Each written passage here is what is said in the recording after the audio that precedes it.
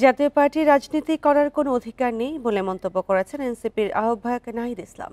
গণ অধিকার পরিষদ সভাপতি নুরুল হক নূরের ওপর হামলার ঘটনাকে মব বলায় সেনাবাহিনীর ক্ষমা চাওয়া উচিত ছিল বলেও মন্তব্য করেন তিনি।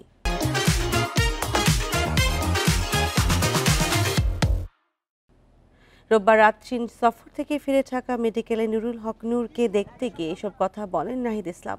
এ সময় আরও বলেন, নতুন সংবিধানে নির্বাচন হবে, সবাইকে ঐক্যবদ্ধ থাকতে হবে। এ সময় এনসিপির উত্তরাঞ্চলের মুখ্য সংগঠক সার্জিস আলম জানান, অভ্যুত্থানের অন্যতম সদস্য এবং রাজপথের সৈনিকের ওপর হামলার ঘটনা কোনো স্বাভাবিক ঘটনা নয়। নূরের ওপর হামলার দৃষ্টান্তমূলক শাস্তির দাবিতে প্রয়োজনে আবারও রাজপথে নামার হুঁশিয়ারি দেন তারা। কোনো ধরনের অপকর্ম ষড়যন্ত্রকে বিন্দুমাত্র প্রশ্রয় দেওয়া হবে না।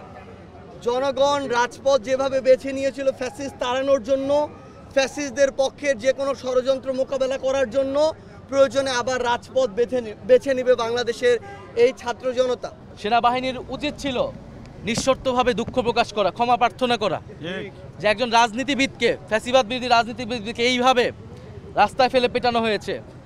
কিন্তু আমরা দুঃখজনকভাবে দেখেছি যে আইএসপিআরের যেই বিবৃতিটি তারা দিয়েছে, তারা এই হামলাকে বৈধতা দেওয়ার চেষ্টা করেছে।